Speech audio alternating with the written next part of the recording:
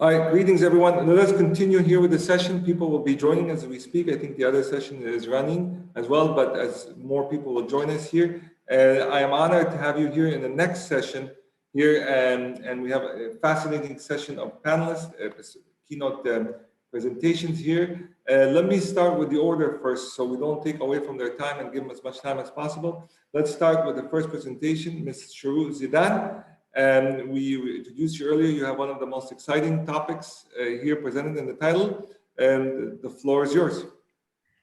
Thank you very much, Ayman. Hello, everybody. It's such a pleasure to be here.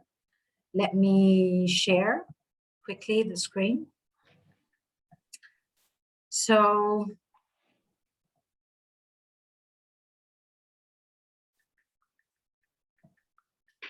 everyone can see that? Yeah. All right, great. I mean, I think that going over the last couple of years, it has been quite surreal for everyone all across the globe. I don't think that we have experienced anything quite similar, at least in my generation, and I'm sure in other generations as well. But it truly is, one can say this is truly a global VUCA.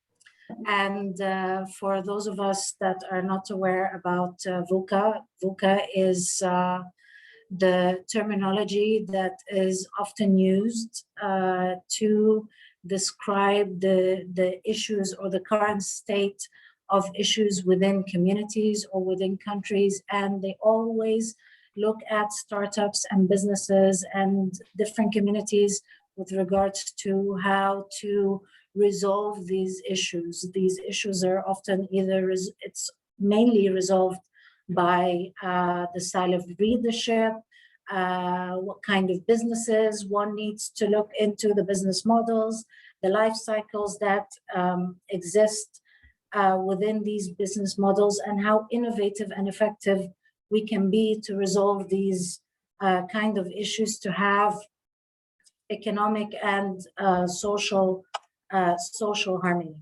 So we are all pretty much aware of the drastic losses that have taken effect due to the COVID. According to the EU Commission, there have been over 1.25 billion workers that have lost their jobs. That's almost 60%. Across the globe. This is a horrendous amount and horrendous numbers. Everyone in all the countries, be it developed or developing, have been working very, very hard to try to figure out and find solutions with regards to the volatility that has been created due to the COVID-19, and how they can start integrating certain aspects of humane entrepreneurship or entrepreneurship. How can they start integrating that? How can they start recognizing informal businesses that are coming from the MSMEs? How do they need to start looking at recognition to prior learning to better understand how they can resolve these issues? And there's a lot of focus as well that has been going into the different segments of society that really we can say that the SDG goals have been created for. So you're looking at young people, you're looking at women, you're looking at the elderly, you're looking at migrants and immigrants that are all across that have been stranded all across different developed countries. So when we talk about VUCA, we've seen stores closing, we have seen the health sector in complete disarray, we have seen people who have lost their jobs, we have even, you know, and those that are most affected are of course the women and children. And we need to start looking at entrepreneurship from a different perspective. Suddenly, humane entrepreneurship is becoming the most prominent. Womenpreneurship has become, of course, another prominent aspect of entrepreneurship. And yet we are still not really or fully covering the sectors that we need to cover in order to really tackle the VUCA at its core or at its roots.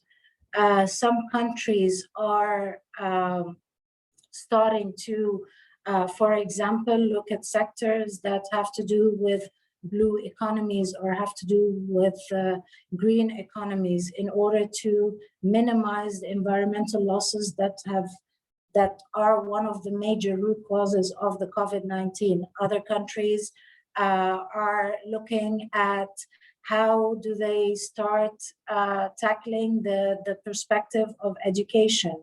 How do they start looking at the next generation for leadership and for innovative solutions? And innovative solutions doesn't always mean that we are integrating technology or making use of technology and forgetting the human factor. We need to also start looking at how do we start redefining certain aspects of entrepreneurship. For example, when we look at leadership, that means that we have to, it's not about what this person can do technically, but rather about their capabilities in identifying different scenarios and being able to deal with the different crises and everything that is taking place. Think about the strategies. So we have to embrace what we're going through and what is happening at the global level. And instead of, trying to solve the risks, but rather embrace it and integrate it into the different strategies, or having different strategies that we can come up with something that is real and more innovative and more effective socially and economically as well. We have to focus or start creating the trend of what are the key pillars that we want to start to work on in terms of sustainable agenda and the sustainable development agenda. And this also includes that every country may need to focus on something different, and at the end start meeting at the center or meeting at a certain crossroad, rather than just following one direction or one aspect. And this has been often the case, that we look at one trend and everybody is following that trend. We need to start setting the pace depending on what is existing or what are the key issues that exist.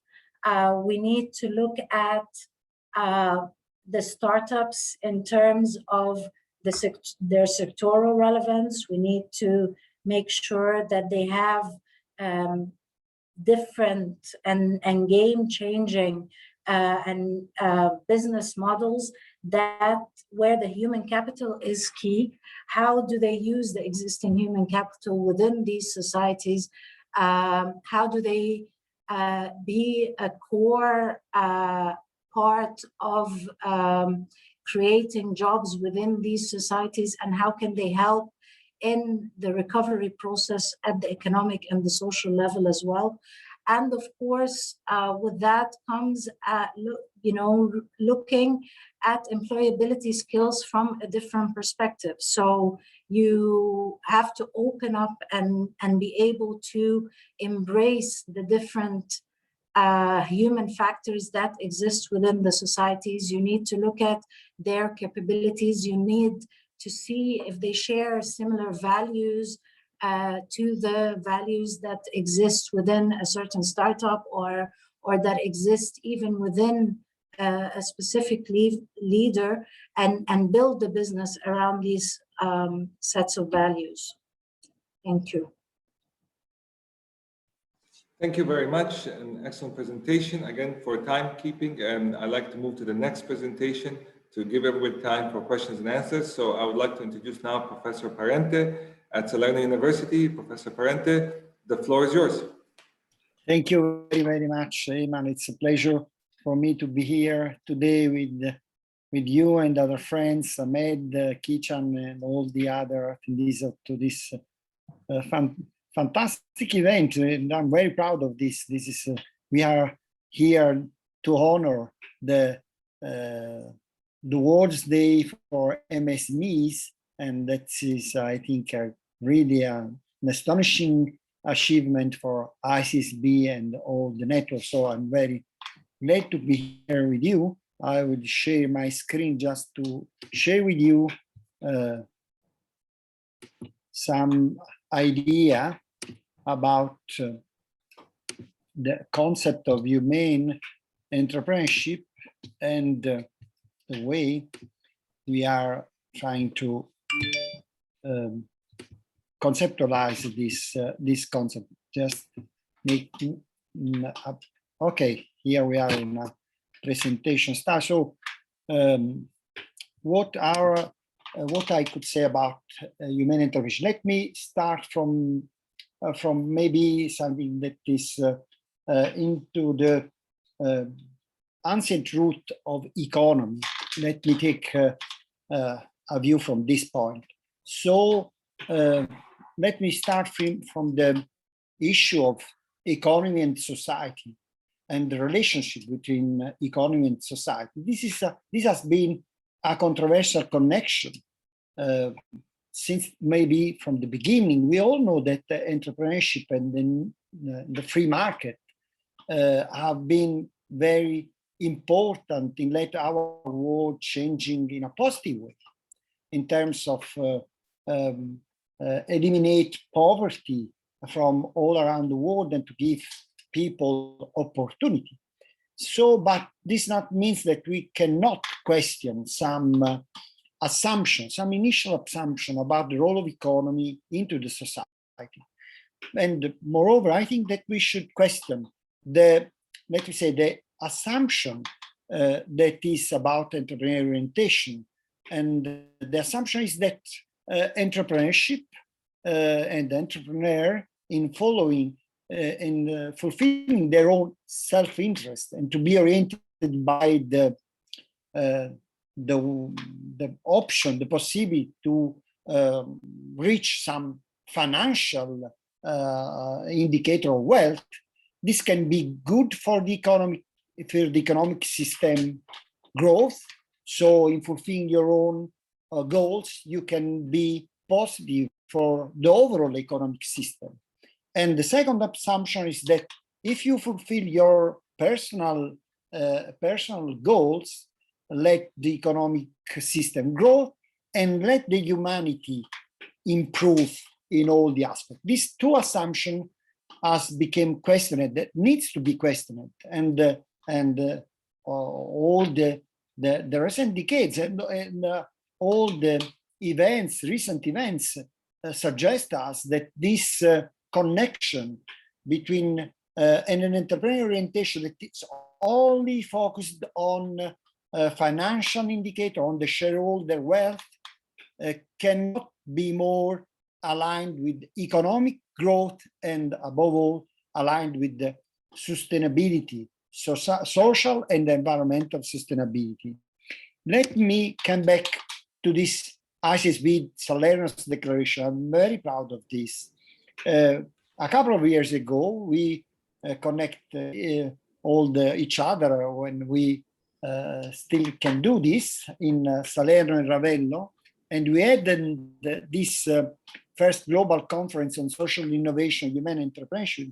It was 1918. We ended this conference with the so-called Salerno's Declaration. And into this Salerno's Declaration, we put forth that this declaration calls upon future generation of entrepreneurs, leaders, and managers to continue their efforts to increase economic and business development in a synergistic manner with the efficient use of human resources, natural resources to help positively impact society. So we have now to reconnect. This is time to reconnect economy and society. And the humane entrepreneurship can be a conceptual tool and moreover, let me say, a real life model of doing business that could reconnect economy and society and to eliminate the potential conflict between economic growth and social and environmental sustainability. What we intend for humane entrepreneurship model, we mean an entrepreneurial strategic posture that is an enlarged form of entrepreneurial orientation. And we found this entrepreneurial orientation in firms that are able to be oriented, to connect all these three aspects, to be oriented toward innovation and competitiveness, and at the same time, to be inclusive for its human capital and socially responsive towards sensitive issues expressed by its communities and by society at large. This is our meaning of humane entrepreneurship. So humane entrepreneurship is, in our opinion, capable to connect all these three angles: innovation, human resource, empathy with human resources and organization, and to be constructive player for a social welfare. So what does it mean, humane entrepreneurship? It's a strategic posture in which we foresee that companies try to manage at the same time and to connect each other three different cycles. And the first cycle is, of course, business cycle. Humane entrepreneurship is a model that should be capable, has to be capable to create value for clients, create value through innovation, of course, to remain aligned with the needs of their customer base. But it's not enough. An entrepreneurial company, managed company, it's a company that is capable to have a careful organization, to lead a second cycle, that is cycle about employees. Try to offer decent job, good environment to work in, and to, let me say, to have their talent and their creativity, their capability realized. And the third cycle is a cycle that reminds us that companies are and firms are part of society. And so the third cycle is a cycle of care for society. Care for society means to find a way to be responsible towards society and for their needs, for their value. And nowadays we know that environmental values, environmental responsibility is something very, very important. So humane entrepreneurship has three strategic goals: to continue to have clients' commitment, to be strictly connected with your clients' base, to taking care of your customer, to offer service and valued product and services, but to have care for employees to obtain their commitment. And their commitment is important to let your company to reach the goals of quality and capability of innovation. Without an employee, without organization that is committed to quality and innovation, you cannot be responsive to your customer base. But you need to be aligned with society and to obtain their commitment. More and more companies have to be seen by young talent as a good place to work. And so to have societies to be responsive towards society's positive values means that young talents and means that young employees will be attracted and will be proud to be part of your company. And to have society aligned with you, with your company means that society could endorse you. It could be helpful in order to have a signaling effect to your customer base that the product and services that you offer them are product and services that are good for them, but they are good for society at the overall level. So it's quite a complex model to be realized, but it's a model that could allow your company to stay sustainable also from the financial point of view. So let me close this short presentation with let me say a more general reflection about the role of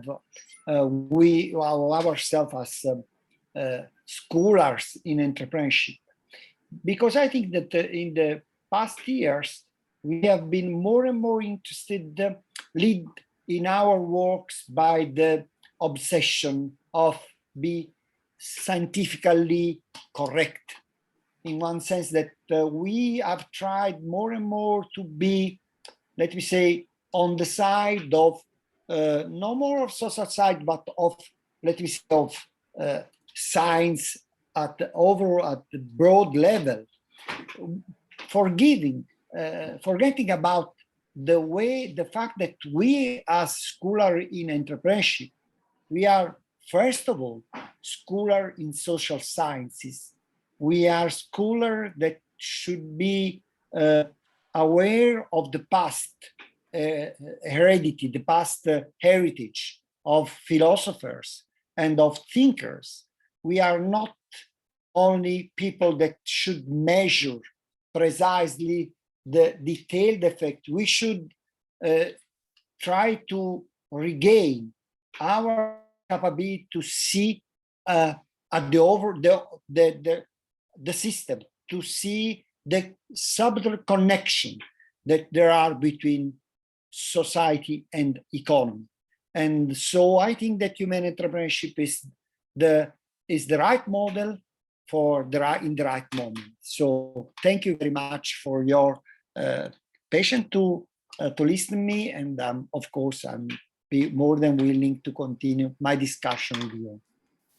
Thank you very much, Professor Parente. We do remember the Salerno Declaration. It was part of building momentum and a huge part of the success of humane entrepreneurship is these declarations here. So thank you very much.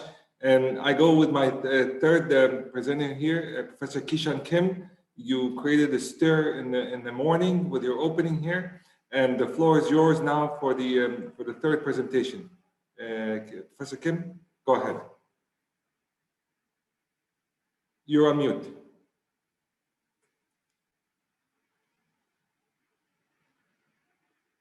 Kishan, you're on mute. Yeah. Okay, yeah. Okay, thank you very much. So I just wanted to add some more point after my earlier presentation. So the Shoroke and Roberto do a good job of explaining the very important point of women's human capital investment and the social role. So we need to consider current situation.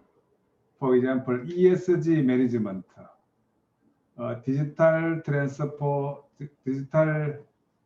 transformation, and the green transformation. So ESG management is being emphasized, particularly in Korea, maybe in other countries. So corporate interest in human, planet, and the society is becoming more and more necessary. So in terms of humane entrepreneurship, the investment in people is a very, very important. So we declared this in Salerno Declaration or other declaration. But now we have to put it into practice. So, and then we have to develop more example. So then, and we have to spread the humane entrepreneurship concept for the right ESG management. So that means the humane entrepreneurship is highly related with the ESG management and SDG management as well. Yeah. So number two, and we are now in the digital transition period after Corona. I think the obsolescence of existing the knowledge is serious. So in particular, the digital competency of adults in their 40s and 50s is very low. So in Korea, the gap between generation MG and the generation X is getting bigger and bigger. So special measures for education and enablement are needed. In Korea, it is being conducted under the name of Humane New Deal. So then I hope ICSB declare kind of a Humane New Deal for every country, for other country, I think. The third one is we need to say a little more about the purpose of enterprise. What is enterprise? The business, the purpose is changing from 1960s to up to now. So enterprise is the most productive place to solve problem on the planet. So the purpose of business is not to produce profit. So we have to make a difference between businessman and the humane entrepreneur. So businessman is a person who are in pursuit of profit, but humane entrepreneur are people who are in pursuit of a better world or better society. So, and finally, we have to understand or we have to study more about AI. So, of course, AI has it's a good point and a bad point. For example, there are about 1 billion cars in the world. Of these, only 4% are currently in operation. So, which is the thin market problem. So, for example,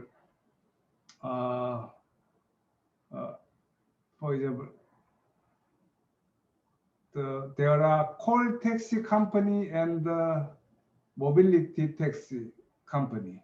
In Korea, two car company, call taxi company and for example, Kakao mobility taxi company. So what is the corporate value of call taxi company and Kakao taxi company? So if the call taxi company is about 10 billion won, Kakao taxi shows enterprise value is more than 100 times as a call taxi. So call taxi is a transportation company. Transportation companies move from place set by the suppliers at the time the provider wants, and in the way the provider wants. But mobility taxi is a mobility company. Mobility company, Kakao Taxi is a mobility company. Mobility companies allow users to move where user want, at the time user want, and in the way user want. So then transportation company is dataless, but the mobility company manages the data-driven customer experience. So then we have to study more about AI for humane entrepreneurship, good things and the bad things. So we have to utilize good things for humane entrepreneurship. So then I already had a presentation, so I wanted to add some more points for understanding humane entrepreneurship. Thank you very much. Thank you for your elaboration, Kishan, on this. And we have the last presentation here, and I will give him all ample time to present. The chair of ICSB, Mr. Ahmed Osman. And why don't you go ahead and present? You're on mute. Okay, I'm just going to share my screen, just 1 second. I don't know, going after Shoroke and Kishan and that was really unfair to me, but I'll try my best.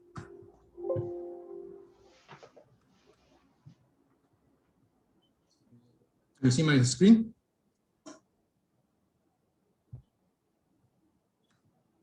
Yeah. So Roberto, spoke a lot about, the concepts of humanity and the philosophy behind it and the social dimension of it. And obviously Kishan this morning also spoke about his views on where humanity is going to, and Shoroke as well spoke about this. But what I wanted to basically in the end, focus on is technology versus humanity. A lot of us fall in the pitfall of embracing technology 100% in our lives, and this is the way we're living, unfortunately. But at the same time, we're forgetting a lot of things which do with the human element. And maybe in the beginning of today, Ayman provoked me a little bit, but I tried to be, tried to keep some things to this afternoon. So humanity is going to change more and more in the next 20 years than the previous 300 years. And we're all seeing ourselves, surrounded by ones and zeros, the binary codes, and we're surrounded by technology where if electricity gets shut down, we just all suffer suddenly, and we feel that we're really disconnected out of this world. And it's going to, our brains, computers are much smarter than us now, and they're, calculating things very, very quickly. And at the same time, we are just becoming more connected to the internet and to power and to technology than any other time before. And we may really be the last generation which has some offline life. We're looking at my kids and how they're being brought up.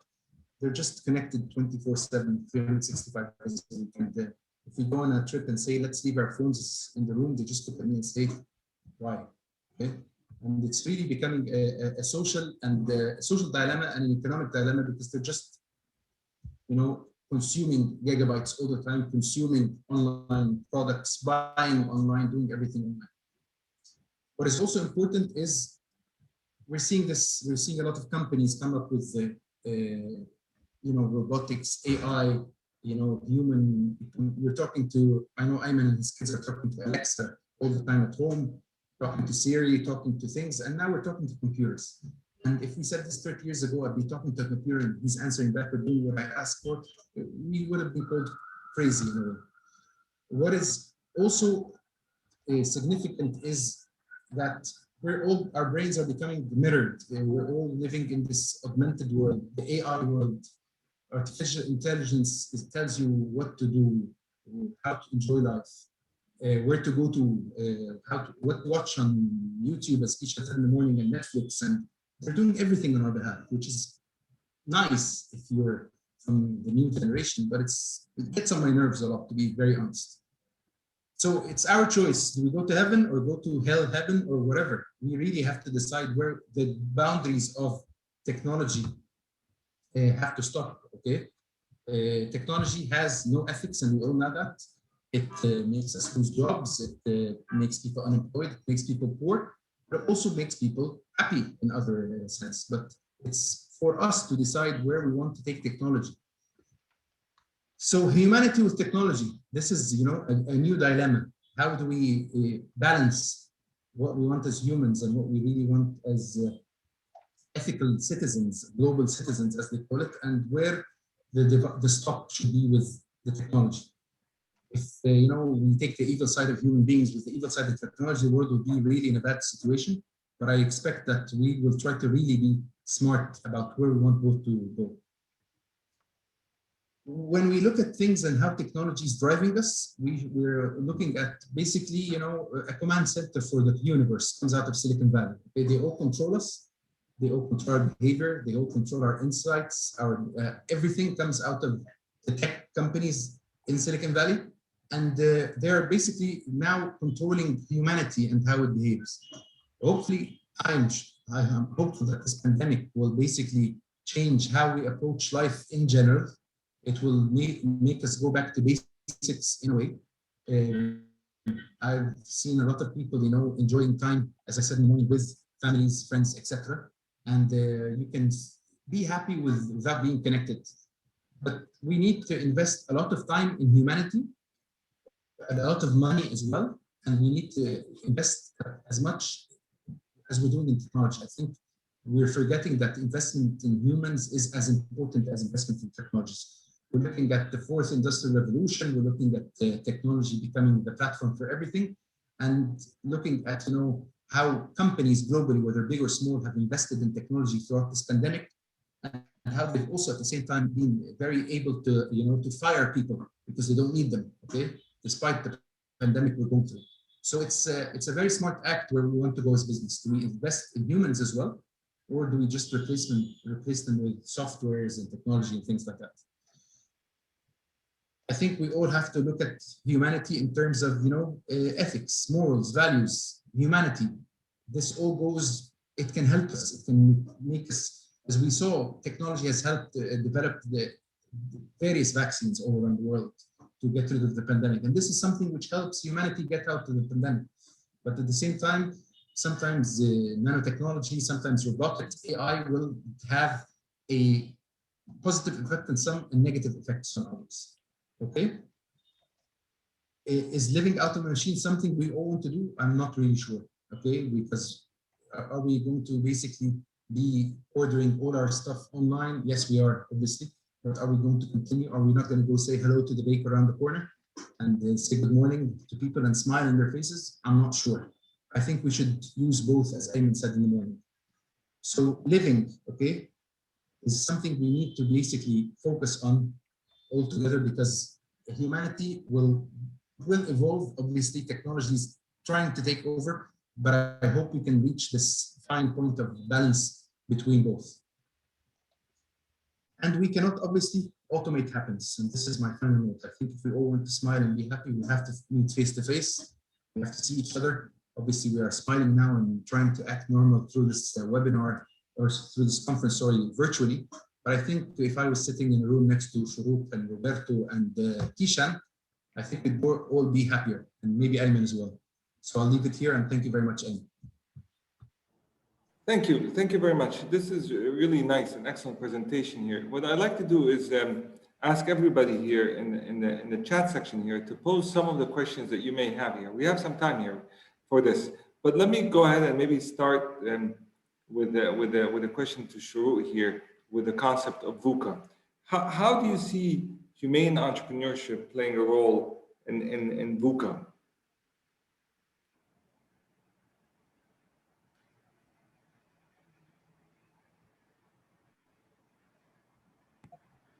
Yeah, okay. So First of all, there is a huge change in the demographics due to what has been happening for the last few years. So that means that we need to create opportunities to the different segments of demographics that maybe in the past we have not really looked at or considered at a more with a more serious perception, I guess one can say. This is number one.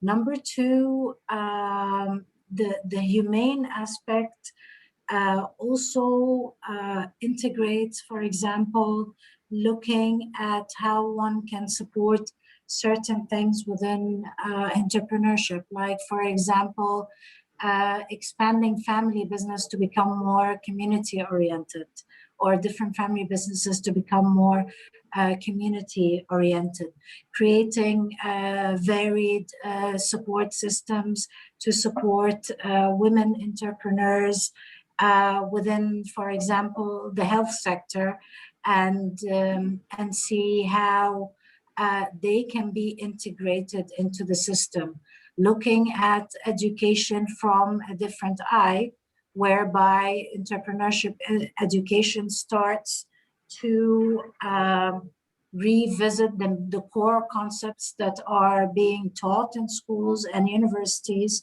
and start integrating the true definition of humane.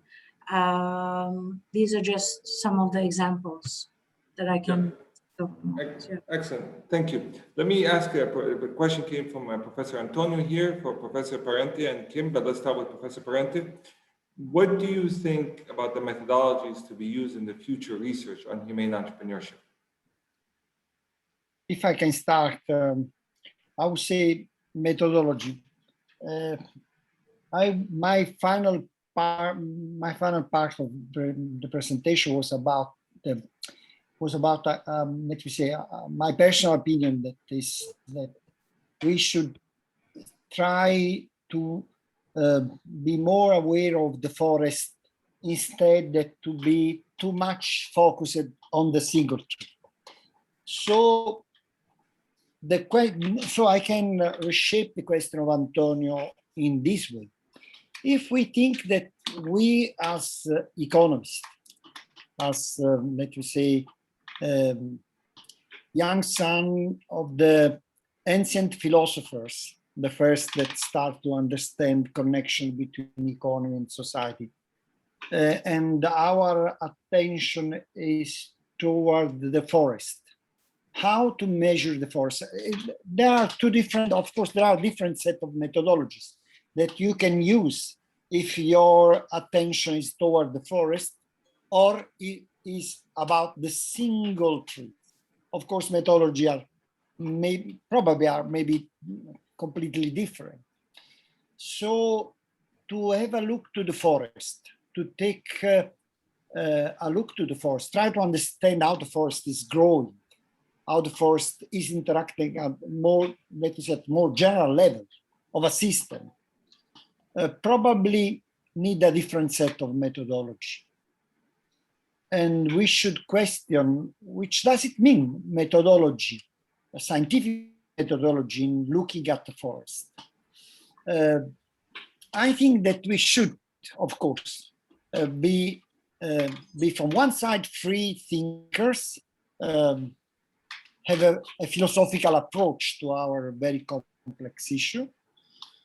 And my personal opinion, I'm trying to coming back to some methodologies that were used by maybe the first sociologists in some way. So it's an open question. I do not have an answer, precise answer for Antonio and to myself too.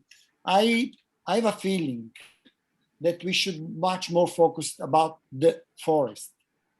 In the last year, we start to be much more focused on the trees and try to apply statistical, quantitative-based methodology. Probably to understand the forest, we should use qualitative, maybe more subtle and more, let me say, sociological based kind of methodology, but it's just a feeling. Okay, excellent. It's a very good question by Professor Antonio here.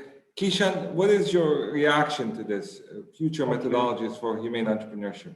Okay, thank you. Yeah, two things. Yeah, the first, the philosophical approach is required more because the business is evolving. Now, too much emphasis is placed on technology, but the society wants humanity. For example, the American Marketing Association is just publishing a special issue of Journal of Marketing's BMBW, Better Marketing for Better World. So like the special issue of JSBM, the Humane Entrepreneurship. That means the business purpose is changing from the profit to better society. So the first, the philosophical approach is needed more. The second, I think we need to revolutionize the research methodology with the AI technology, because ABC, AI, big data, cloud can do a lot. So I am learning ABC, AI, big data, cloud. So then I can make the better solution for better experience to employee or customer. So ABC can help people more personalization. So data can help. So I think we need to study more about the AI. AI can do a lot of things, I think. Yeah. Thank you very much. Thank you. And for Chair Osman here, I think I call you the most grounded person in terms of humane entrepreneurship, because you come in with the SME perspective, with the owner perspective here. And we asked a question earlier in the other session here. The question I asked to our colleagues, your professors, is saying, will this concept of humane entrepreneurship be mainstream? Like social entrepreneurship, like CSR, like corporate, and so on. You as a small business owner that has played many roles, from government to head of a nonprofit organization, ICSB, that's worldwide, that's presenting at the United Nations, to overseeing academic journals, researchers, policymakers, practitioners. What is your reaction to this concept of humane entrepreneurship? And the question is, will it be mainstream? It's a difficult question, but I just have an answer as a business owner. I don't see the future without humane entrepreneurship being embraced and adopted by SMEs, okay? And I think, when someone hears the title humane entrepreneurship, they just think, oh wow, something really big and sophisticated. And how can I do this as a small business owner? And what do I need to do? And you get lots of questions. And I think you had, Ayman, last year an article which was humane entrepreneurship, a practical approach, okay? And I think we need to really promote how humane entrepreneurship can become mainstream through certain simple steps.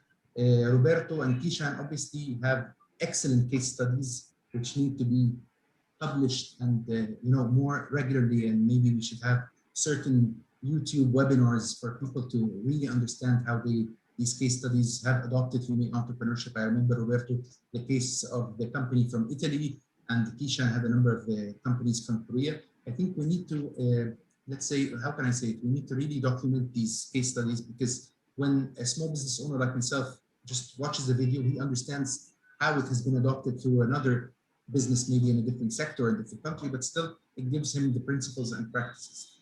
Something else, Ayman, we should be doing maybe more at a city or town level, okay? And maybe we can do this with our colleagues at OECD, because they look at entrepreneurship on a, let's say, city scale or a town scale, and they have different reports on this.